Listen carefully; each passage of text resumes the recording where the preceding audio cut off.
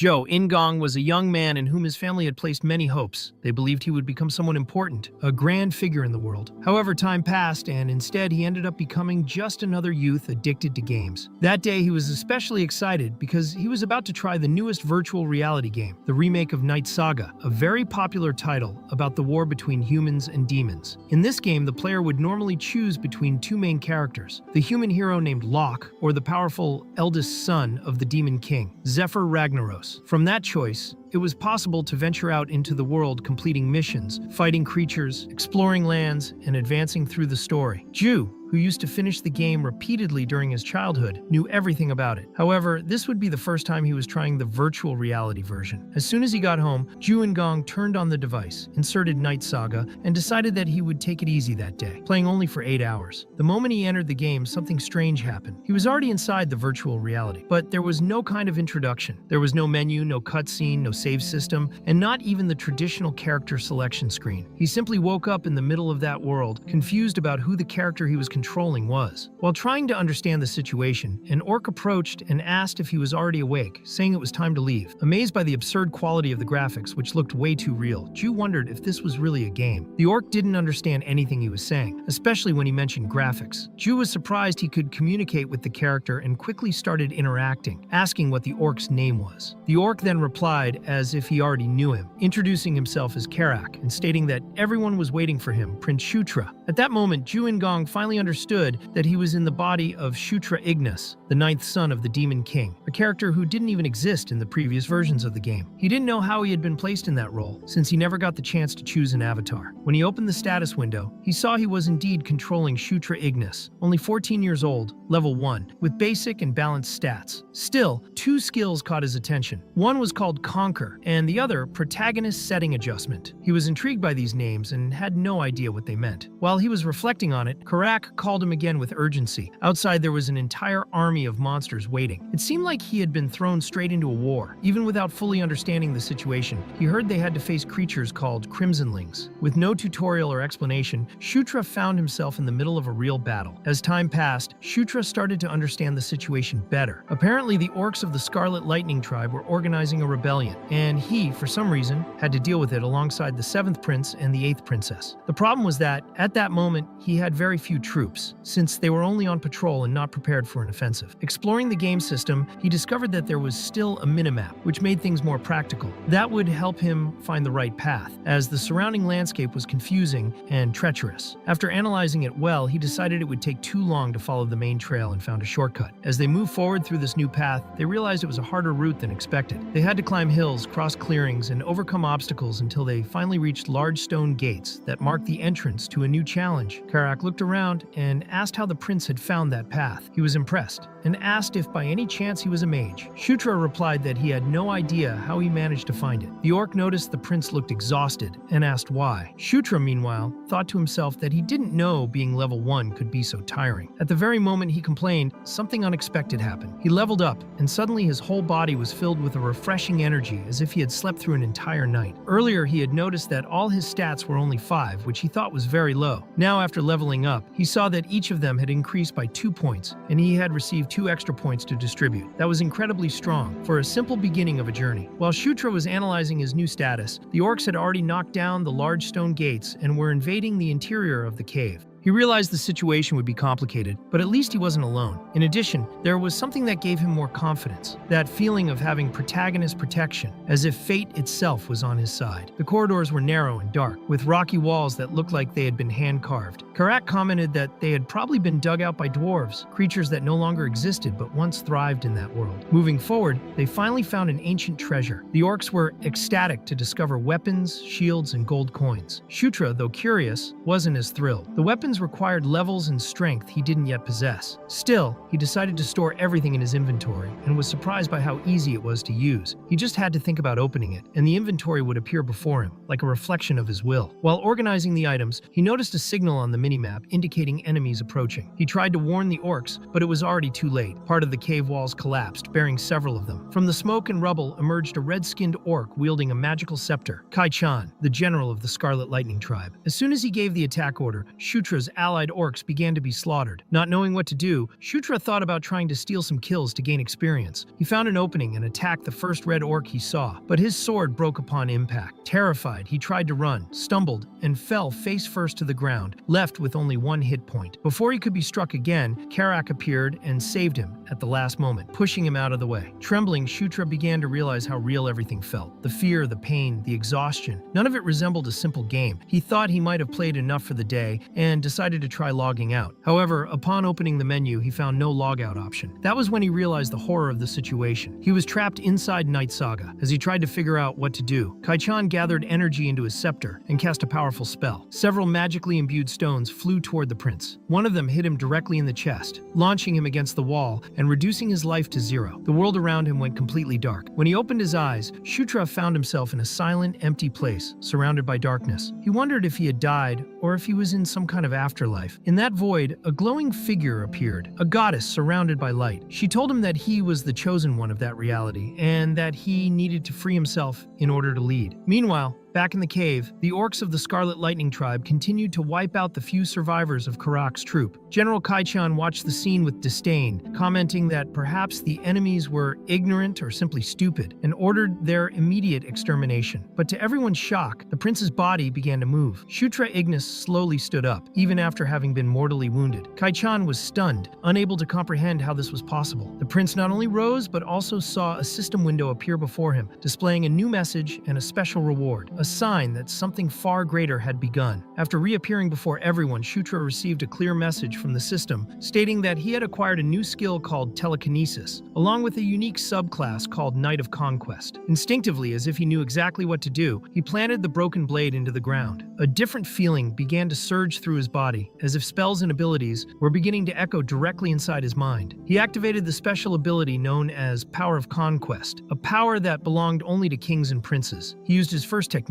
known as Beneath the King's Banner, which significantly strengthened all nearby allies. With this boost, Shutra's allied orcs managed to defeat several warriors from the Scarlet Lightning tribe much more easily. Kai-chan himself, the enemy general, was surprised by the sudden shift in strength. He found it all absurd and quickly realized that the cause of this turnaround was none other than Prince Shutra Ignis. In response, Kai-chan cast another spell guided by his crimson power. He used telekinetic force to hurl sharp stones at high speed. However, Karak, always vigilant, protected the prince once again. With a swift advance, he counterattacked with his axe and managed to decapitate Kai-chan, putting an end to the battle. The enemy orcs, upon seeing their leader dead, fled in desperation. Soon after, the system notified Shutra that the victory had been achieved thanks to his leadership. As a reward, he leveled up 3 times at once. Karak, still confused, wondered where that mysterious power flowing from the prince was coming from. Sometime later, back at the war camp, Shutra kept trying to find a way to leave the game, but no matter how much he searched, he simply could not find any option in the system that allowed him to return to his reality. Trying to stay calm, he reflected on everything that had happened so far. His first assumption was that he was trapped inside a virtual reality. Perhaps a bug in the game or the device had caused it. With luck, it could be fixed in a future update. But there was also a second possibility, one more absurd yet more convincing. Maybe he was no longer in a game at all. Maybe this was now his new reality. Just like in the novels he had read, where protagonists are transported into fictional worlds, everything here felt far too real. He could feel pain, talk to characters, and most importantly, when he looked at his own body, he noticed there was no censorship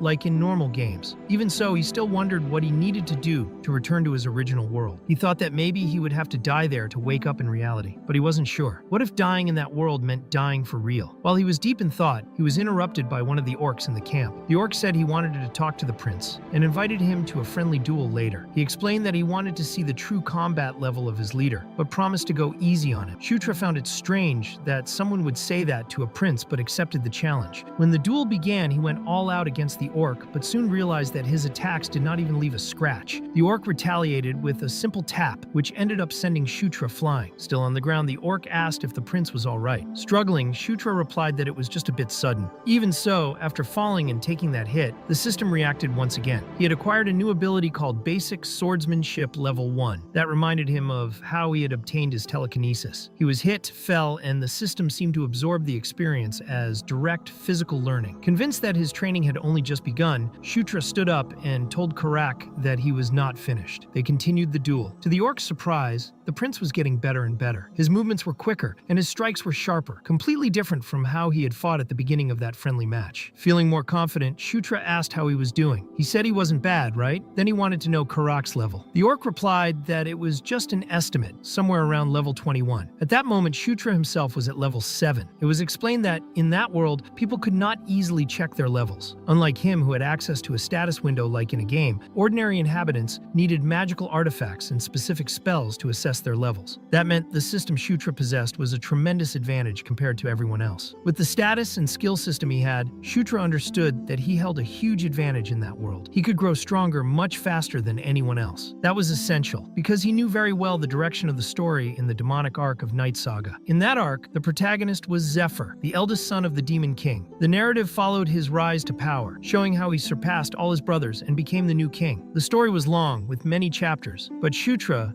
knew which one was the most important. The Great War that marked the climax took place in the year 517. It was during that event that Zephyr killed all his brothers to achieve his goal. And when the system said all of them, that included Shutra Ignis himself. Looking at the current world calendar, Shutra realized they were still in the year 512. That gave him a 5-year window to change his fate. He needed to grow stronger than Zephyr and prevent his brother from gaining enough power to start that massacre. Later, Karak appeared, reminding him that he had forgotten about a meeting. Upon returning to the camp, Shutra encountered 2 of his siblings. The first was the 7th prince, Chris Moonlight. At his side was the 8th princess, Caitlin Moonlight. Both were children of the 4th queen, Elaine Moonlight, also known as the mother of the lycanthropes. To Shutra, the 2 of them were a nuisance. However, he also knew that one day before the massacre in the year 517, they had not only been killed by Zephyr, but also betrayed by their other siblings. The reason was cruel. Caitlin was considered a bastard by the other princes, even though she was the legitimate daughter of Queen Elaine. During the meeting, Caitlin questioned why Shutra had acted without following the plan. According to her, the prince had only been sent on a patrol, nothing more. He replied that he hadn't known he would encounter enemies there. He hadn't prepared for a confrontation. Despite showing irritation, Caitlin soon stood up and asked if he was hurt. There was, in fact, concern in her voice. She said he should take better care of himself. That attitude surprised Shutra a little. He hadn't expected the Demon King's children to be so close to one another. Chris, for his part, also showed concern. He said that if the prince risked himself like that again, it wouldn't just be a scolding he would receive. All of this made Shutra reconsider the image he had of them. After all, despite belonging to the infernal court, his siblings showed themselves to be kind and loyal people. He also remembered something important. Lycanthropes, by nature, had abilities related to aura, due to the great vitality of their race. That would be extremely useful to him in future battles. So, without hesitation, Shutra asked if his 2 siblings could teach him how to use aura. The request caught both of them by surprise. They hadn't expected the prince, usually so reserved, to ask for something like that. Even so, their eyes showed curiosity and perhaps even a willingness to help. Meanwhile, elsewhere on the continent, in the lands ruled by the orcs of the Scarlet Thunder tribe, chaos had erupted. Many green orcs were now fighting back, killing their former Scarlet allies. In response, the Scarlets began eliminating even their own, in a display of brutality and disorganization. Amidst all this, a great warrior of the tribe walked among the bodies, eliminating anyone who crossed his path. His presence was so feared that he promised rewards to those who killed the most enemies. A new threat was rising in that savage land, and his thirst for blood seemed endless. At the same time, Shutra once again found himself in his own consciousness, face to face with the same goddess who had granted him power in the past. But this time, he also sensed the presence of other gods around him. When he woke up, he couldn't tell if that had been just a dream or something more real. Beside him, one of his companions immediately asked if he was okay and why he had asked the princess to attack him. Shutra, however, felt strangely happy for having done that. Soon after, the system informed him that he had acquired a new skill called aura. His companion asked if he had awakened the aura because he had been struck by it. Shutra replied that it seemed to be the case. He also confirmed that the light spell used during the previous fight had been cast by the same prince. Curious, Shutra then asked if anything had happened while he was unconscious. That was when Karak explained that the main enemy force came from the Scarlet Orcs. Shutra had thought that only he and his siblings would be assigned to that mission, but his companion clarified that this would be impossible, as that tribe was enormous. The true leader commanding the Orcs was General Bandal, a great red-skinned orc who had helped the Green Orcs and the princes fight against the Scarlet Thunder Orc tribe. That information made Shutra remember something very important. According to his memory, Bandal would only become Zephyr's subordinate in the year 515. That meant he still had time to act and could try to win win the general's loyalty before that happened. He already knew everything about the orc, his goals, the rewards he desired, his favorite food, his talents and skills. But the most important point was that, to earn his respect, Shutra would have to defeat him in a duel. Only then could he gain his submission. If successful, not only would he prevent Japir from gaining a powerful ally, but Shutra would also acquire an extremely valuable subordinate. Later, at Caitlyn's camp, Shutra demonstrated to his siblings that he had already mastered level 1 of aura expansion. He reflected that he had only achieved this because he had used his points to enhance his own aura, which he considered a wise decision. Aura increased all physical capabilities and was therefore far more useful than the telekinesis skill he had previously possessed. Meanwhile, Chris decided to leave that subject aside and asked if Shutra could make a map of the underground area. Under normal conditions, he wouldn't have been able to, but thanks to his mini-map, Shutra created the map with great ease. Chris was impressed and called him a genius. Caitlyn took the opportunity to mention that all the Scarlet Orcs who had passed through the tunnel were dead, so they had no idea that their group now also knew that path. Chris stated that they would use those tunnels to prepare a surprise attack, and then they told Shutra he still needed to complete one last task. Later, Shutra went on patrol again, this time accompanied by Karak and his orcs. The good news was that this time they had received reinforcements. However, along the way he came across his sister and asked why she was disguised with a cloak. Caitlyn explained that she was secretly following him in case something went wrong. She said it was merely a security measure since that mission could be very dangerous. Shutra, however, wasn't so sure it was a good idea and thought that maybe she was being a bit foolish. At her side was her loyal attendant, Sira. Soon after, everyone entered the underground tunnel. As they walked, they found several chests and empty crates. Shutra then wondered why they had taken everything but left behind the weapons he had found earlier. Karak replied that perhaps those weapons weren't valuable enough to justify the effort. Suddenly, Karak sensed the approach of enemies through the minimap. Shutra also saw them and immediately checked his inventory. Inside, he found a special reagent capable of triggering a powerful flash of light. He warned the group that, once he gave the signal, everyone should close their eyes. A few moments later, several creatures began to emerge from the tunnel. They were stone spiders. Shutra gave the signal and everyone quickly shut their eyes. The light explosion was intense and had a huge impact on the spiders, which were heavily affected. Shutra knew very well that those creatures were extremely sensitive to light, as they lived underground and rarely came into contact with brightness. For that reason, he was sure the burst of light would stun them enough to give a solid advantage in the fight. And that was exactly what happened. Thanks to the light, the battle began with an advantage for the group. Shutra quickly remembered that stone spiders always hunted in groups, and each group had a leader. Using his minimap, he swiftly identified the leader's location. He and Karak pushed through the enemy lines until they reached the enormous stone spider. Karak was the first to attack with all his strength, but even then his blow didn't cause a single scratch on the creature's hardened carapace. Shutra knew that the monster's weakness was fire, but at that moment, he didn't have any fire-based spells or equipment to use. As he was thinking of a solution, the creature opened its true eyes, revealing itself to be fully active and dangerous. Shutra warned Karak that the spider's weakness was fire, but Karak responded by asking where he was supposed to get fire in that situation. At that moment, Caitlyn, who had been hiding in the shadows with the intention of helping if necessary, cast a spell that wrapped Shutra's sword in flames. Right after that, when the spider tried to strike him with one of its legs, Shutra dodged the blow with agility and counterattacked with his flaming blade. He landed a precise sequence of strikes, scorching the creature's body and finishing the battle successfully. At that very moment, he advanced directly to level 9. Caitlyn approached to ask about the glow that appeared around him during the battle. Shutra, still catching his breath, replied that it was a kind of blessing called Gandharva. She then wanted to know if he had faced that type of creature before, but he simply said he had read about them in a book. That was enough to convince her, even though he was only hiding the fact that he had access to information no one else possessed. While they explored the rest of the tunnel, Karak spotted something unusual in the distance. Massive metal doors guarding what looked like a chamber. Behind those doors was a magical portal, and he asked if Shutra knew what it was. The prince replied that he was not sure, but he had a suspicion. Observing the patterns engraved into the metal, Shutra recognized the craftsmanship of the dwarves. He remembered that when playing as Japir, those patterns never appeared, but when playing as the human hero, they would often show up. He explained that by injecting mana into the orb in the room, the portal would be activated. Sira, Caitlyn's assistant, examined the carvings and confirmed that the style indeed matched dwarven designs. They decided to explore the chamber more carefully to discover where the portal led. At the back, they found some inscriptions on the wall. They were written in the dwarven language. No one there could read that language except, surprisingly, Shutra himself. He read aloud that it was the second portal of Gishka Mountain, connected to the third. However, he was confused about how he was able to understand the language. At that moment, the system revealed revealed that he had just acquired knowledge of the Dwarven language. This surprised him, as he did not know it was possible to learn languages in that way. Next, Shutra explained that to activate the portal, someone had to inject mana. He asked Caitlin to do it, claiming he was not feeling well. But the truth was, he still could not manipulate mana. When she injected her energy into the orb, the portal activated and revealed a holographic map showing the entire structure of Gishka Mountain. Shutra explained that the points on the map represented the portals, and the closest one from there was likely the third portal. Karak commented that the portal could be extremely useful, as it would allow them to catch the enemies by surprise. However, Caitlin stopped the exploration and said they should end it there, stating she needed to report all of this to her brother. Later, Chris confirmed that he had been informed about the portal and praised Shutra's work, saying that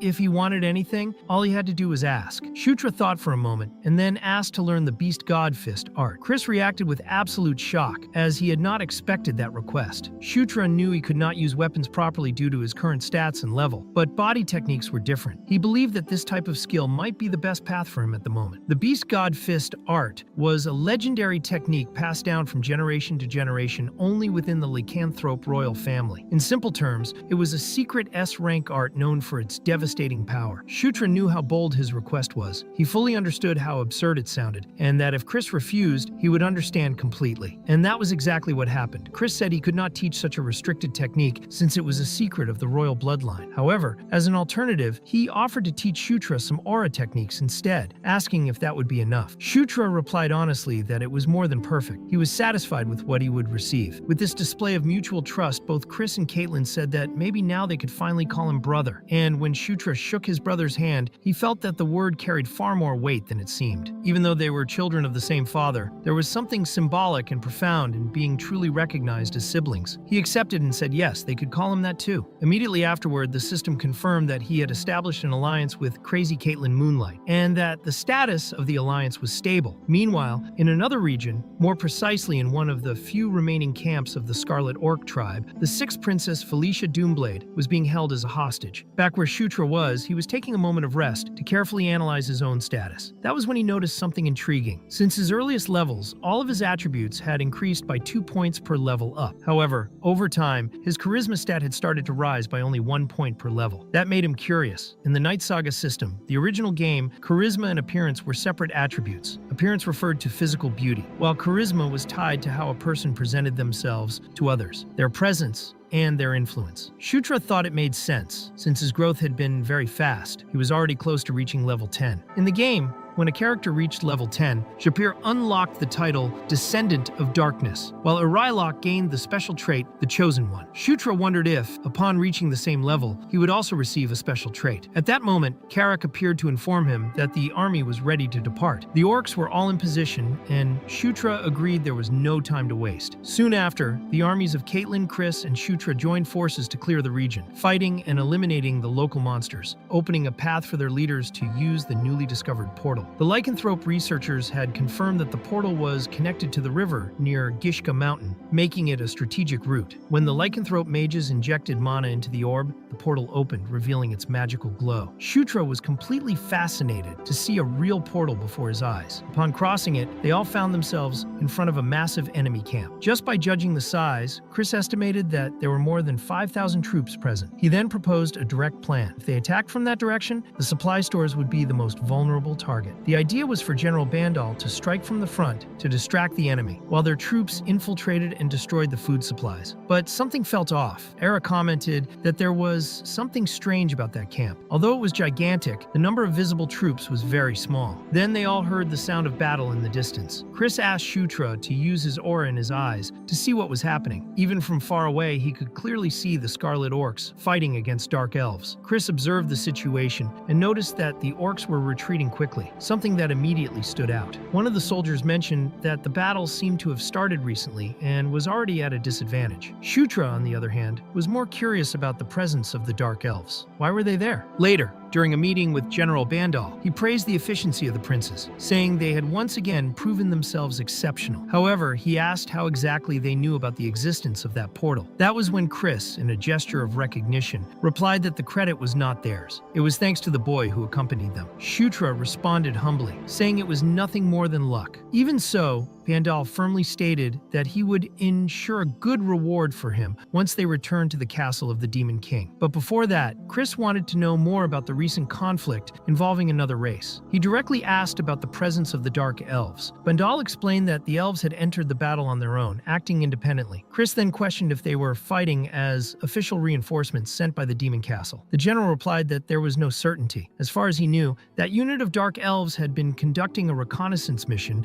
when they were dragged into the battle. However, that was not even the biggest problem. According to Bandal, that unit ended up being captured by the Scarlet Orcs. The news left everyone on high alert. Shutra immediately asked who the commander of that unit was. The answer surprised all the princes. It was the sixth princess, Felicia Doomblade. Everyone was shocked. No one had expected that. Felicia was the daughter of Sylvia Doomblade, the third queen, and also a princess of the Dark Elves. She was also the twin sister of the fifth prince, Sylvan Doomblade. In the game Night Saga, both Felicia and Sylvan belonged to the faction of the fourth princess, Anastasia, and for that reason, Shutra had always seen Felicia as an enemy. Now, he wondered why she had appeared in that place, involved in a mission that apparently had no direct connection to her faction. Chris asked if the orcs had realized she was a princess. Bandal replied that there was still no confirmation. Her identity was not clear to the enemies. For that reason, the general was considering a plan to rescue her, if possible. He had no intention of negotiating with the orcs. The goal was to defeat them completely. He would gather more information and get in touch again later. Chris thanked him for the information before ending the meeting. As he turned to the others, he commented with a hint of irony that their brilliant sister had become a prisoner. Caitlin, with seriousness, said that if Felicia was still alive, they needed to save her. Chris agreed, but said it would be extremely difficult. A rescue would involve high risks. The plan could fail, and worse, one of them could die. Caitlin, however, rejected that kind of thinking. She said they should not assume the worst. Now Felicia was their sister too. Chris fell silent at that, unable to reply. Later, at the camp, he gathered everyone to explain the plan. The strategy was straightforward. General Bandal would launch a frontal attack, drawing the enemy troops away from the main camp. Meanwhile, the allied armies, including the princes, would infiltrate from the rear and attack the supply depots, causing as much chaos as possible inside the enemy base. Shutra and Caitlin were assigned to a secondary mission, rescuing the sixth princess if the opportunity arose. However, Chris made it very clear that if the situation became too dangerous, they should retreat immediately. No one could risk their life for Felicia. That irritated Caitlin, who considered the statement insensitive. She believed abandoning a sister was not an option, but Chris insisted that it was the most rational decision. Shutra noticed the heavy atmosphere in the air. It was clear to him that Chris had no real intention of saving Felicia. Something unresolved from the past seemed to exist between the two. With the plan ready, they all watched from atop the cliff as General Bandal began the assault. He advanced with his troops and caused a massive explosion at the front of the enemy camp. With impressive strength, almost alone, Bandal broke through the front line. Karak, observant as always, asked why they had not moved yet. Chris replied that they were waiting for the agreed signal. After a few minutes, Bandal ordered the immediate retreat of his troops, and that was the signal. The princes and their armies began advancing from the rear. Since most of the enemy forces were distracted at the front, the camp was left vulnerable. Shutra, guiding his forces with the minimap, led them directly to the supply depots. Although they encountered only a few enemies along the way, Karak was nearly caught off guard by a sudden attack, but Shutra managed to stop the enemy by using dagger throw, a skill he had recently acquired. One of the opponents was surprised and asked since when he had learned something like that. Shutra, however, responded casually, saying it was nothing special and that they should keep moving. He then reflected that the previous night he had tried a simple dagger throw, and for some reason, he ended up learning the new technique. It was unexpected, but it worked. As the group approached the spot where they intended to start a fire to destroy the enemy depot, Shutra's mind was restless. He was thinking about Princess Felicia. If she was imprisoned in a tent near the fire point, she could end up being burned. The only way to find her precisely was by using the minimap. That was when he identified a different symbol and decided to go there, taking Karak with him to help with the search. After some time searching the area, they found a quiet, dark, and isolated tent. Inside was indeed Princess Felicia Doomblade. She wanted to know why he was there, but Shutra did not want to waste time explaining. He immediately began to untie her, making it clear that the place was dangerous and that they needed to leave as soon as possible. Even while acting quickly, he could not help but think that having Felicia as an ally might be very beneficial in the future. After freeing her, they regrouped with the rest of the team, including Chris and Caitlin. Felicia asked if they had all come just to rescue her, and Shutra answered naturally, saying yes and questioning why she would even doubt it, as if it were obvious they would not leave her behind. However, before she could say more about it, another member of the group warned that more enemies were approaching. Shutra told the princess to follow him, but suddenly an attack was launched in his direction. Felicia had tried to warn him, but it was already too late. Shutra was hit directly in the chest by an explosion and was knocked down. Immediately afterward, more scarlet orcs appeared and charged straight at the princess. However, she was protected by someone who counterattacked with a fire arrow. It was Shutra himself, who had gotten back up and started casting fire spells at the enemies. In that moment, he was happy to have finally learned magic. Even if it was only a level 1 spell, it still felt amazing to him. But the battle was far from over. A new attack came, this time with ice arrows. The enemies seemed to be focusing specifically on Felicia. To protect her, Shutra pushed her aside and took her place, willing to take the hit. Upon being struck, he endured the attack once again thanks to his skill, and ended up acquiring the ice arrow ability as well. However,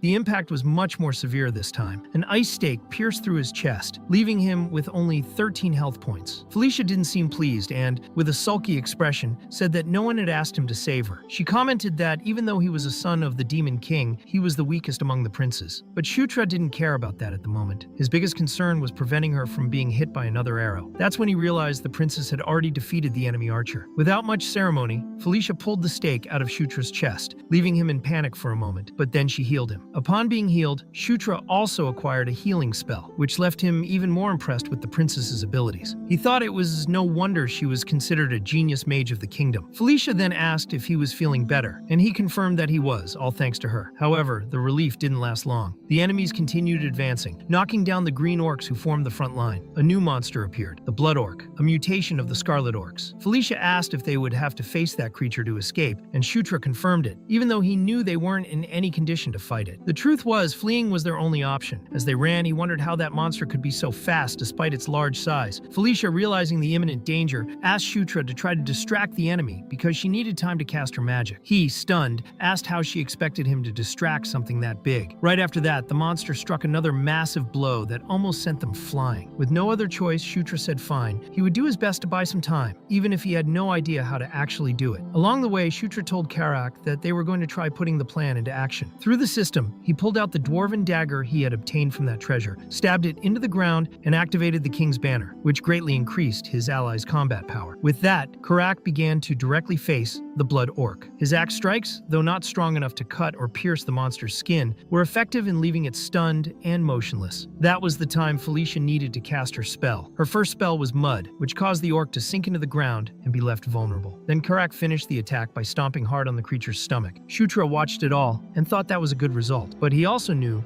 there were still other enemies to face. Even so, for having defeated that opponent, Shutra reached level 10. His ability called Protagonist Setting Adjustment leveled up, and now that he had reached Protagonist level 2, he received a new passive skill. He gained Battle Protection, an effect that reduces the chance of projectiles and enemy attacks hitting his body. Shutra quickly understood what it was about. It was the famous Stormtrooper effect, that typical feature in stories where the protagonist gets shot at multiple times but never gets hit. Basically, it was a kind of plot protection, the so-called protagonist armor. While he was distracted by his thoughts and achievements, Felicia interrupted him, asking what he was doing since the enemies were getting closer and surrounding them. She had bought enough time to prepare the next spell, which was a tornado. But Shutra quickly realized that it wasn't an ordinary tornado. That magic was special. It was a spiritual wind spell. Felicia had been born with an extraordinary gift that allowed her to form contracts with spirits. As he watched the great tornado swallowing up the enemies around them, he hesitated and wondered if he himself could be hit by it too. Couldn't he? Maybe he could. Soon after, a yellow flare was fired into the sky. Shutra knew that signal meant to retreat. Although he didn't understand the reason exactly, he suspected someone might be in danger outside the visible range. So he told Karak to follow the order and withdraw with the troops. However, unlike the others, Shutra decided to go alone to meet with Caitlin. Karak was confused and asked if he was really going alone, suggesting that he could go with him. But Shutra stood by his decision, saying there must be a reason behind that retreat order. At that moment, Felicia offered to accompany him, saying she didn't like being in debt to anyone and wanted to return the favor. Besides, she said she still had some red orcs to punish. Carrick then wished the prince good luck and promised to wait for them. As they walked, Felicia asked if he really needed to find Caitlin and why her specifically. Shutra replied that one never knows, but he found the retreat order very suspicious. He sincerely hoped Caitlin hadn't been captured. Felicia then commented that he really seemed to care about another princess. Shutra said they were siblings and that it was natural to be concerned, or at least that's what he thought. In truth, he felt it was more about the alliance they were trying to maintain, but he wasn't going to say that out loud. Meanwhile, Caitlin was alone, without her troops, fighting several scarlet orcs. She defeated them easily, using both her fists and magic. When Shutra and Felicia arrived, they realized she didn't need help at all. Shutra thought that, in the end, there was no reason to worry about her. Caitlin then asked why they hadn't retreated, since she herself had fired the signal. Shutra replied that he came to save her, but it was clear that wasn't necessary. Upon seeing Felicia, Caitlin hugged her tightly, saying how relieved she was to see her safe. Felicia responded that yes, she was fine, and Caitlin was worrying too much. Shutra, with some relief, thought that fortunately Felicia and Caitlin seemed to be on good terms. At that moment, however, a system notification appeared with the minimap activated. He could clearly see where the enemies were coming from and, with that information, was able to chart a safe escape route for everyone. As soon as they crossed the portal, they found their troops waiting on the other side. Felicia wanted to confirm whether it was true that Shutra had found that portal. Caitlin replied yes, and that, in fact, a large part of the mission's success had depended on him. Felicia was surprised, wondering when that boy had changed so much. Soon after, Chris appeared, but the atmosphere turned tense when he met Felicia's gaze. She commented that it had been a long time since the last time they saw each other. Later, with all the princes gathered in private, Chris shared what he had learned. General Bandal had reported that their side's victory was secured. The enemy known as Yakuzan had fled the camp as soon as he saw it in flames. Shutra, curious, asked who Yakuzan was, and Caitlin explained that he was the chief of the Scarlet Orc tribe. Felicia then wanted to know if he had surrendered, but Chris said not exactly. He had simply fled elsewhere and was probably gathering allies for a counterattack. That was why the next day they would have to face the forces of Kirin. If Yakuzan joined with the Kirin, that would bring serious problems. It was better to eliminate them before that could happen. Chris then asked Felicia why she was in that area. She explained that she was looking for ruins near the enemy camp, but was caught off guard, unprepared for combat, and ended up being captured. Chris wanted to know if that was the whole truth. Felicia, remaining calm, asked why she would lie. They stared at each other for a few seconds until Chris said, "Fine, she must be tired, and that they should all rest for now." Later, with everyone gathered around the campfire preparing food, Shutra took the opportunity to review all the abilities he had gained so far. He now had mana control, fire arrow, ice arrow, and magical healing. He had also awakened part of his aura, which was very useful in combat. It was at that moment that Felicia approached. Now wearing her true outfit, she said she wanted to talk to him. Without hesitation, she grabbed him by the collar and told him to take off his clothes. Felicia was very close, far too close, leaving Shutra completely speechless. He wondered what exactly she was trying to do. In reality, all Felicia wanted was to apply a more complete magical treatment to him. What she had done on the battlefield was only emergency aid. Now, with more time and calm, she wanted to heal him properly, since internal injuries might have remained even after the battle. After all, he had been impaled by an ice stake. During the treatment, Felicia asked about the strange light that had come out of Shutra's body in the middle of the battlefield. He replied that it happened sometimes, but quickly changed the subject. Then he made a special request to his sister. It was something only she could do. Thanks to this favor, he later acquired 3 new spells. One for healing, one for poison purification, and another for disease removal. All of them were level 1, but that was more than enough for now. Shutra understood that the system didn't just copy offensive spells that hit him. Being healed by a spell also triggered the system's copy function, allowing him to learn the ability of that spell. Later on, Shutra met with Caitlin to learn a special technique. She began teaching him the Beast Fist. During the training, Caitlin explained that the Beast Kingdom was divided into several factions, and now he would have the chance to fight like a real beast. The Beast Fist was a traditional martial art, and one of the greatest expressions of lycanthropy, practically a trademark of the kingdom's warriors. The Beast Fist technique served as the foundation for many other martial arts in the Beast Kingdom. However, the most powerful of them all was the Fist of the Beast God, a technique that Chris had refused to teach at that time because he considered it too strong. That was why Shutra was now focusing only on the Beast Fist, the most basic and fundamental form, but still incredibly valuable. Caitlin explained that the Beast Fist used both the body's inner and outer aura. That day, she would teach Shutra the fundamentals of concentrating and channeling internal aura. When he closed his eyes and focused, he could clearly feel the energy flowing through the meridians of his body, as if it were moving through invisible channels. This energy was so close to the essence of the soul that, when pushed to its limit, it practically became became the soul's own power. Shortly after, the system notified him that he had acquired the protagonist's internal energy. With that, the efficiency of Shutra's physical and magical training would increase significantly. Furthermore, as his skills evolved, new effects and traits would be unlocked. As a direct result of this achievement, he received branched abilities. One of them was Extreme Magic, which increased the effectiveness of magical training. The other was Warrior's Blood, which enhanced training related to divine power. In summary, he had received a general bonus for all types of training, in addition to hidden and special skills that would be unlocked as he leveled up. Shutra realized that this was exactly what it meant to be the protagonist. It was truly exciting. But once again, he ended up distracted by the system, and Caitlin had to shout at him to get him to focus on training again. She made it clear that if he truly wanted to learn the Beast Fist, he would need to stay focused. After that,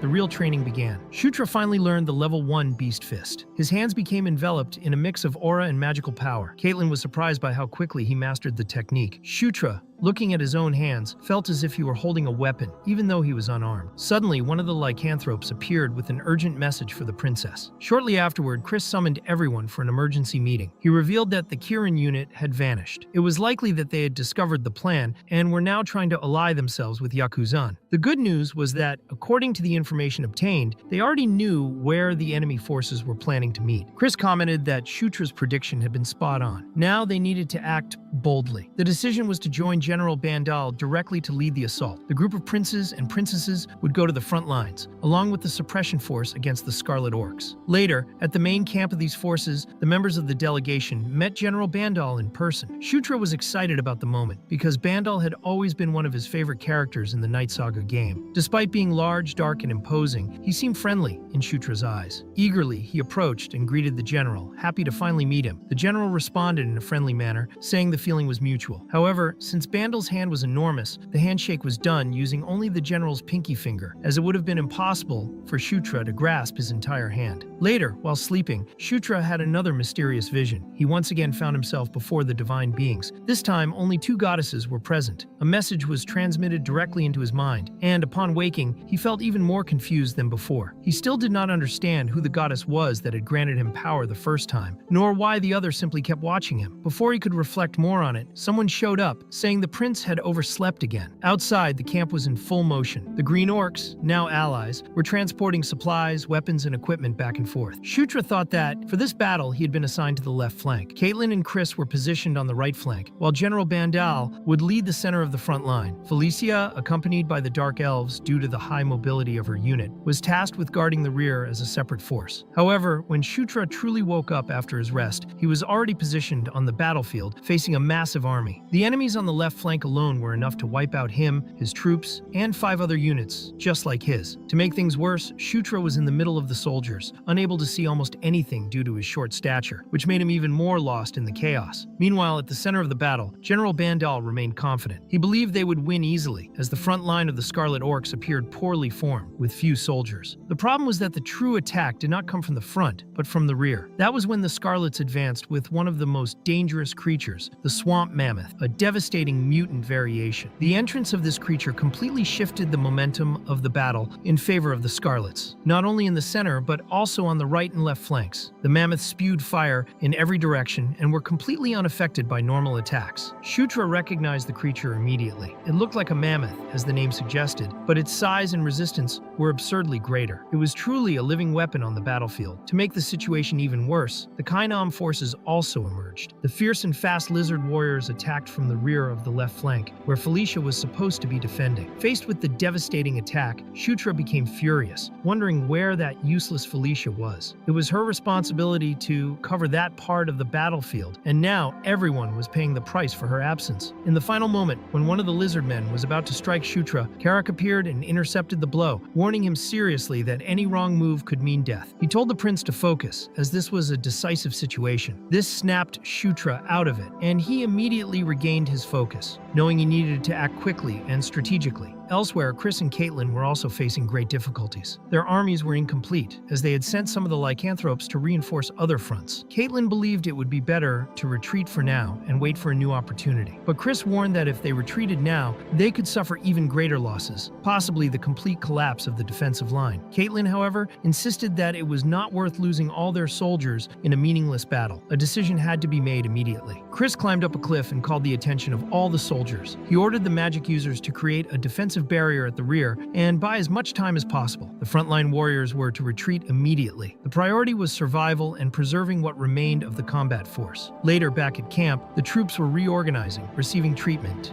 and resting after the forced retreat. Chris, feeling the weight of responsibility, admitted he had been too complacent. He acknowledged that he should have anticipated the enemy would be more prepared. General Bandal, trying to ease the blame, said there was no use thinking about the past anymore. The only remaining choice was to request reinforcements from the Demon King's castle, or keep retreating. Chris agreed. He said he could no longer push his men to their limits out of mere pride. At that moment, Felicia intervened. She said she had an idea. She reminded everyone that the real reason for her presence there was a mission to explore ruins, and the final destination of that expedition was precisely the Gishka mountain border. When Shutra heard that, he thought that although Felicia was indeed a powerful mage, she had never been a combat character in Night Saga. Her traits were focused on research, discoveries, and the exploration of forgotten ruins. Her proposal might have seemed risky, but perhaps it was the only viable path left to change the course of that war. Analyzing the map carefully, Felicia explained that the mountain range had been known for centuries, especially by scholars of ancient ruins. She revealed that she had been researching a specific area, the lair of the dragon Enkidu, a creature born from lava, responsible for guarding both its treasure and its own territory. Inside that sacred place, guarded for centuries, there was a relic over 1,500 years old. That relic was one of the targets of the expedition. Enkidu was a legendary dragon, respected for its power and brutality. To protect that lair, the dwarves of Gishka Mountain had forged weapons and built defenses. These dwarves had also been protected by Enkidu across generations. Among their creations, there was an artifact called the Anvil of Thunder. According to legends, this anvil could forge weapons enchanted with powerful large-scale magic spells. If the group managed to find it, it could shift the outcome of the war against the Scarlet Orcs and the Lizard Men of Kainam. General Bandal wanted to know exactly which ruin the anvil was hidden in, and whether Felicia had any specific idea. However, she admitted that she did not know the exact location. She said that unfortunately, that was all the information she had been able to gather. Chris,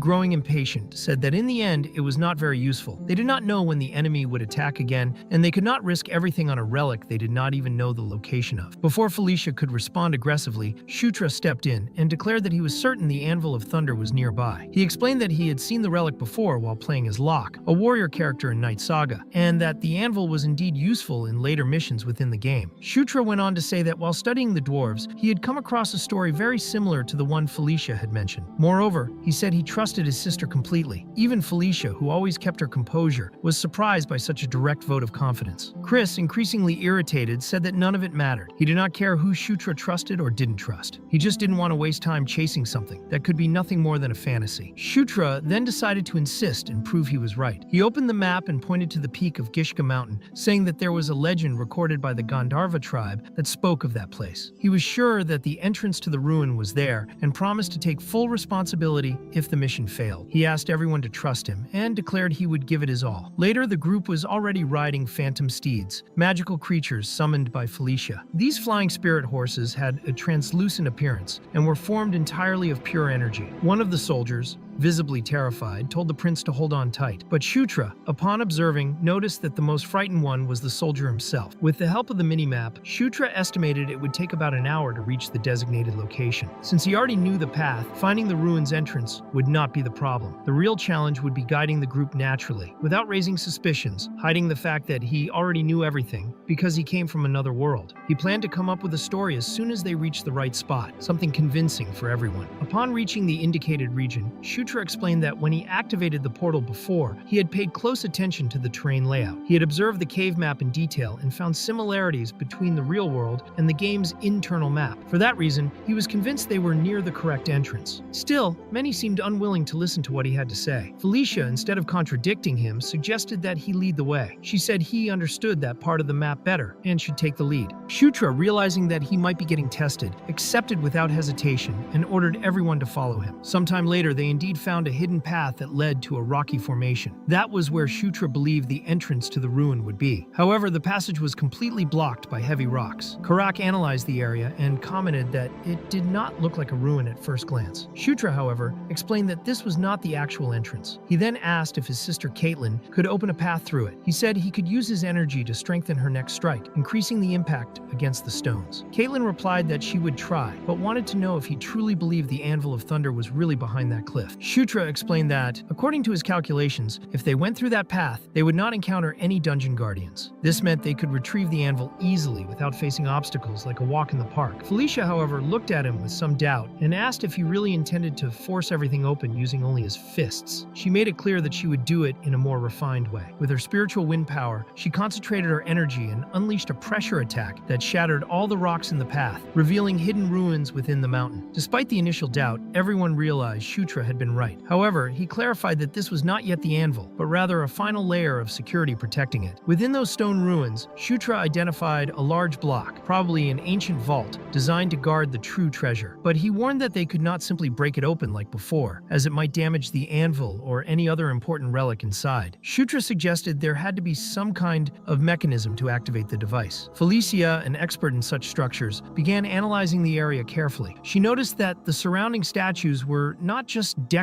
There were 9 in total, 3 of them holding weapons, while the other 6 were unarmed. Caitlin raised the possibility that they might need to give weapons to the unarmed statues. Felicia considered the idea valid, but noted that it might not be that simple. The statues were holding dwarven weapons, so perhaps they needed specific dwarven arms, not just any kind of weapon. That was when Shutra mentioned that, by coincidence or luck, he happened to have exactly 6 dwarven weapons. Felicia was surprised and asked where he had obtained them. Shutra explained that he had collected them previously during an expedition to another treasure, and had kept them in his inventory just in case. He said he thought it would be better to bring them along as backup, even without knowing if they would be useful. Karak was impressed and asked how he had managed to fit 6 swords of that size into a bag. Shutra simply replied that what mattered was that the swords were there and ready to use. With that settled, they equipped the remaining 6 statues with the dwarven swords. The moment all weapons were placed, a powerful magic flowed through the entire room, causing the massive stone vault to slowly open and finally reveal the legendary Anvil of Thunder. Even so, Felicia warned that this was not the end. According to her research and the legends she had studied, there was one final step needed to activate the anvil. She instructed everyone to position themselves around a disc located in the center of the stone vault. She told them to infuse their magic into the disc in a clockwise direction. Everyone prepared and began channeling their energy. With the help of Felicia's spiritual power, they managed to maintain their focus long enough for the anvil to react. Then it finally responded, releasing a thunderous sound like the birth of a storm, a sign that its power had awakened. But in the very next moment, something strange happened to Shutra. He found himself transported to another place, as if he were inside an ancient memory, witnessing the past with his own eyes. Before him was a grand war scene. The dwarves were fighting against enormous creatures, controlling swamp mammoths and various other giant beasts. And above them all, leading that army, was the mighty Enkidu, the guardian of the sacred nest. Then Shutra heard a new message directly in his mind. He needed to become the gatekeeper between the demon realm and the human realm. When he returned from this trance, he realized he had not been the only one to experience the vision. Felicia asked if everyone had seen that enormous black dragon floating amid the lava. Karak confirmed that he had. In other words, they had all witnessed the same strange and intense vision. Felicia did not know exactly what had happened, but one thing was certain in her mind. The Anvil of Thunder had finally revealed itself before them. However, the moment she approached and touched the artifact, a dark energy escaped from within it. Shutra rushed to help her, but was also struck by that malevolent power. Still, within him resided the power of conquest. Enkidu had given him a mission. He had to dominate that power. He had to conquer it completely. After some time battling against that force, Shutra managed to absorb all the shadow energy. Now, in his hands, a hammer emerged, forged directly upon the Anvil of Thunder, and something within it had changed. It carried a new strength. Meanwhile, elsewhere, one of the Scarlet Orcs was observing the Demon Kingdom's camp and noticed something felt off. It was far too quiet with few people in sight. The scout commented that he had not seen any of the princes and asked his leader Yakuzan if they should attack at that moment. Yakuzan,